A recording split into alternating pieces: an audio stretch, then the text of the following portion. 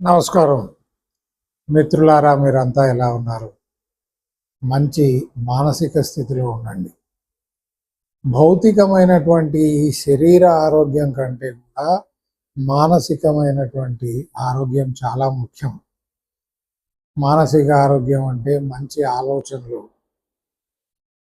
మంచి పనులు చేసేటువంటి సామర్థ్యం, చికాకు పడకుండా ఉండడం, ఓవర్ థింకింగ్, అవసరానికి మించి ఆలోచించడం, ఒక డిప్రెషన్ అంటే ఒక రకమైనటువంటి ఆత్మ న్యూన్యత భావంలోకి వెళ్ళిపోవడం, దిగులుబడి జీవిస్తూ ఉండడం, ఎక్కడ లేని చింతంతా నాకే ఎందుకు ఉందని అనుకోవడం. ప్రపంచంలో మనకంటే బాధపడేటువంటి వాళ్ళు కొన్ని వందల కోట్ల మంది ఉన్నారు. మనం కొన్ని వందల కోట్ల మంది కంటే కూడా చాలా మేలైనటువంటి జీవితాన్ని గడుపుతున్నాం. ఒకసారి బయటికి వెళ్ళి తిరగండి ఒంటరిగా. ఓ 10 కిలోమీటర్ల ప్రాంతం అంతా కూడా తిరిగి రండి. కాలినడకనో వెహికల్ మీదనో తిరిగితే మీకే అర్థమైపోతుంది మనం ఎంత హాయిగా ఉన్నాం, మనం ఎన్ని సౌకర్యాలతో ఉన్నాం, ఎంత చక్కటి జీవితాన్ని గడుపుతున్నాము. అన్నమో రామచంద్ర అనేటువంటి లక్షలాది మందిని మనం మీడియా ద్వారా చూడొచ్చు, మనం నివసిస్తున్నటువంటి చుట్టుపక్కల ప్రాంతాల్లో కూడా మనం చూడొచ్చు. ఈరోజు ప్రపంచం అంతా కూడా అతలాకుతలం అయిపోయింది. అనవసరమైనటువంటి యుద్ధాలు, ఇరుగు పొరుగు వారితోని గిచ్చి కయ్యాలు పెట్టుకునేటువంటి పరిస్థితి, మేము బ్రతకము ఇతరులను బ్రతకనివ్వము అనేటువంటి పరిస్థితి.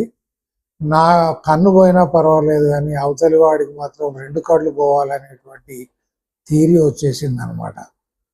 ఇక ఈరోజు విషయానికి వస్తే తల్లిదండ్రులు ఎవరు గొప్ప? దీన్ని ఎందుకు నేను మాట్లాడడానికి ఒక విషయంగా తీసుకున్నానంటే, పోయిన వారం నేను మహబూబ్ నగర్ పోయాను. అక్కడ పిల్లల మర్రి అని ఒక పెద్ద మర్రి చెట్టు ఉంది. చాలామంది దాన్ని చూసుంటారు లేదా దాని గురించి విని ఉంటారు. నేను కూడా నా మిత్రులతో కలిసి దాన్ని చూద్దామని నేను 3 గంటల ప్రాంతంలో అక్కడికి వెళ్ళినప్పుడు ఆ చెట్టు చాలా సువిశాలమైనటువంటి ప్రాంతంలో పెరిగింది. అయితే ఆ చెట్టు పరిసర ప్రాంతాల్లో అసలు ఇళ్ళు అనేటువంటివి లేవు. ఒక 500 మీటర్ల వరకు అసలు అక్కడ జనాలు నివసించడం లేదు. ఊరికి అవతల అది ఉంది. అయితే ఏమిటయా అంటే అక్కడ నేను ఒక కుక్కను చూశానండి.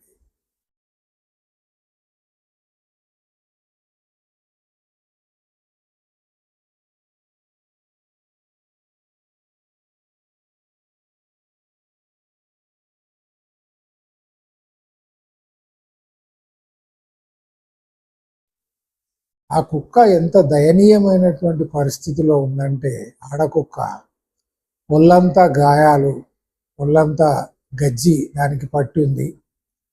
దాని పిక్చర్స్ నేను ఈ వీడియోలో అప్లోడ్ చేస్తాను. ఎముకల గూడు, దాని తోక ఇప్పుడు అప్పుడో ఊడిపోతున్నట్టుగా ఉందన్నమాట. కేవలం ఒక కొస మీద, చివరి అంచుల మీద అలా నిలబడి ఉంది. దానికి ఉన్నటువంటి చర్మ వ్యాధి అలాంటిది అన్నమాట. దానికి 2 పిల్లలు ఉన్నాయి. అలాంటి దీనమైనటువంటి అవస్థలో డొక్కలు ఎండిపోయి ఉన్నటువంటి ఆ తల్లి కుక్క అక్కడికి వచ్చి తన 2 పిల్లలకి పాలివ్వడం చూసి నాకు కళ్ళలో నీళ్లు తిరిగాయి.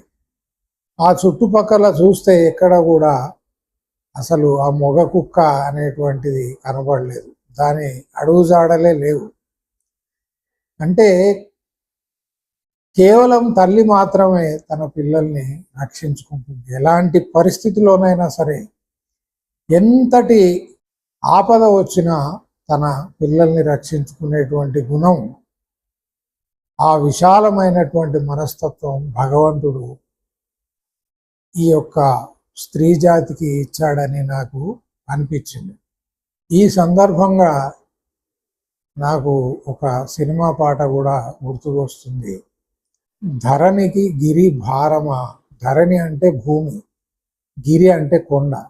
భూమికి కొండ భారం అవుతుందా? గిరికి తరువు భారమా.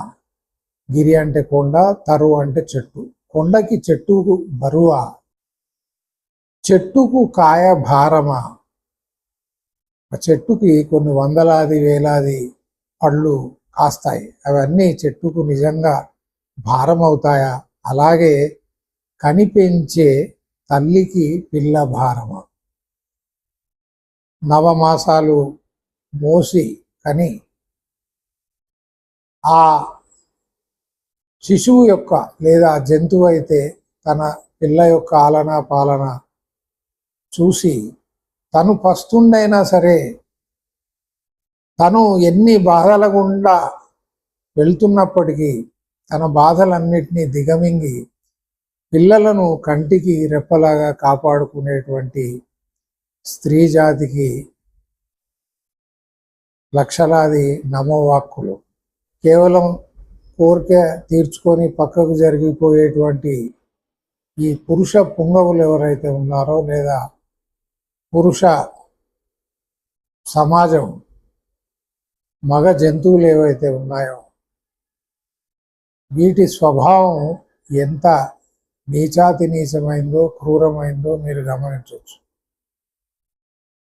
కాబట్టి తల్లి తండ్రిని ఇద్దరిని పోలిస్తే తల్లికి ధీటుగా భగవంతుడు కూడా నిలబడాడు. తల్లి యొక్క స్థానాన్ని భగవంతుడు కూడా తీసుకోలేడు.